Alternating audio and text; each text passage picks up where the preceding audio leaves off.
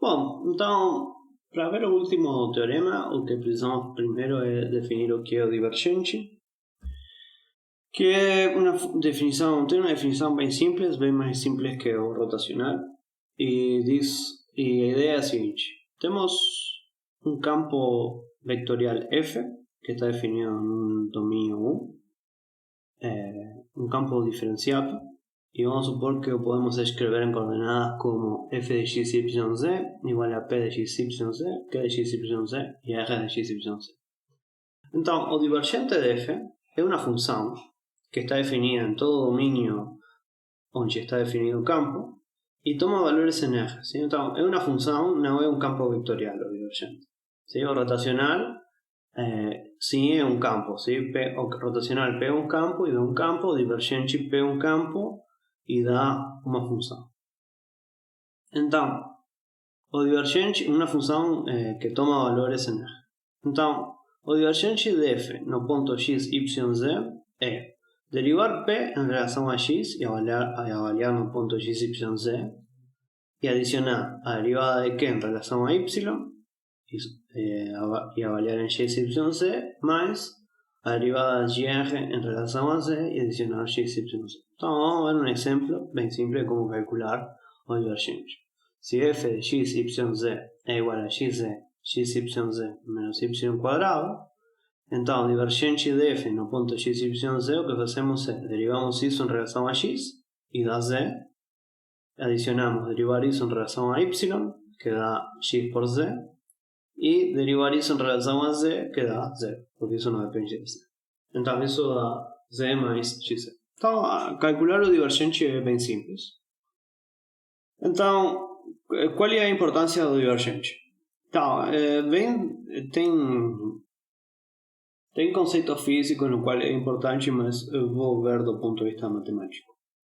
Então, lembremos que f se temos um campo que é conservativo, então o rotacional do campo é o rotacional do vector gradiente de uma função f e dá 0. ¿Sí? Isso sempre dá 0.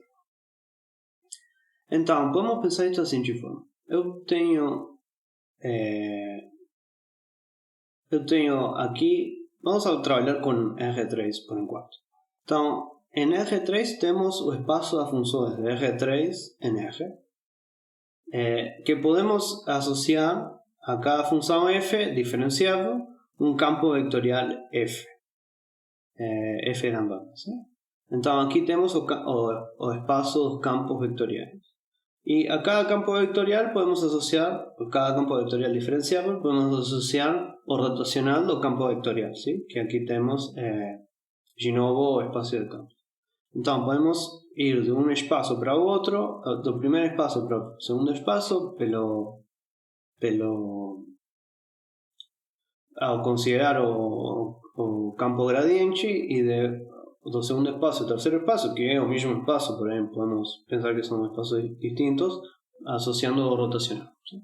Então, o que diz essa fórmula aqui é que a composição das duas operações é sempre a operação nula. ¿Sí? Se eu vou aqui, pego uma função f, associo um campo ao considerar o campo gradiente, e aplico o rotacional, eu vou ter sempre o campo nulo, tá bom? Então, de forma análoga a composição do rotacional com o divergente é sempre a operação nula. Então, se agora nós começamos no espaço de campos diferenciados, associamos um rotacional e depois pegamos o campo e associamos a divergente, ¿sí? Então essa composição é a composição nula. ¿Sí? Então aqui temos os campos e funções. Então o que diz o teorema é isso que está aqui. Se f é um campo, então vamos a ver isso que está aqui. Se f é um campo que escrevemos como en coordenadas p de x, y, z, q de x, y, z y r de x, y, z, y p, q y r son de clase C2, então o divergente do rotacional do campo é a função nula.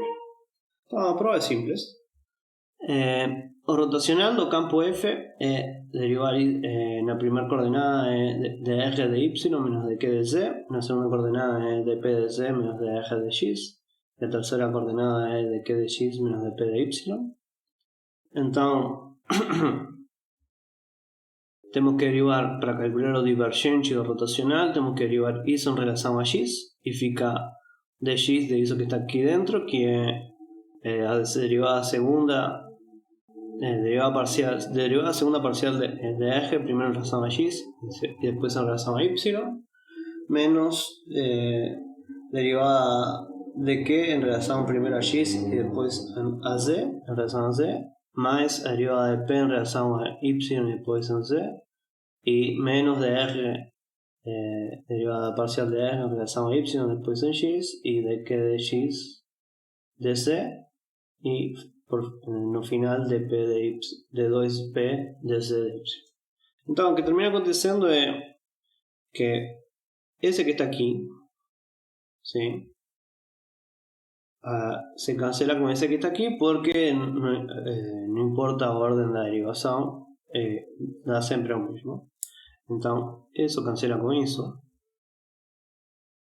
Agora, esse que está aqui, cancela com esse que está aqui. ¿Sí? Estamos derivando Q en relación a X y Z, y de nuevo no importa la orden de derivación, obtenemos siempre el mismo resultado. Y por último, ese que está aquí cancela con ese que está aquí. ¿Sí? Entonces todo eso da 0. Bien, entonces vamos a juntar los dos diagramas anteriores, ¿sí? S con S, y lo que vemos es lo siguiente. Nós podemos ir. Então, começamos com o espaço de funções, ¿sí? E podemos ir de espaço de funções. Agora eu vou adicionar um domínio U, ¿sí? Então, a uma função diferenciável U eu posso associar ao vetor gradiente. Aos campos eu posso associar o rotacional. E, de novo, aos campos eu posso associar o divergente do campo, que é uma função, ¿sí? E a composição de duas operações aqui, ¿sí? Se a composição dessa com essa ou a composição dessa com essa, dá sempre 0. E isso é o que se chama uma sequência exata, ¿sí? Mas é um conceito algébrico, ¿sí? Porque essas são transformações lineares e a composição das duas transformações lineares nessa cadeia dá sempre 0. Então, a importância de tudo isso é que essencialmente isso que está aqui, essas operações que estão aqui são chamadas derivações, ¿sí? E o que está dizendo aqui é que a composição de duas derivações dá 0. E o teorema fundamental do cálculo, o teorema de Green e o próximo teorema que vamos a ver agora, que é o teorema de divergência, está muito relacionado. O teorema divergente está muito relacionado com essas derivações, ¿sí?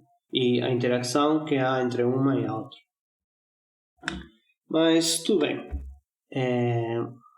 Então, na próxima lição, que é a última, a gente vai ver o teorema divergente.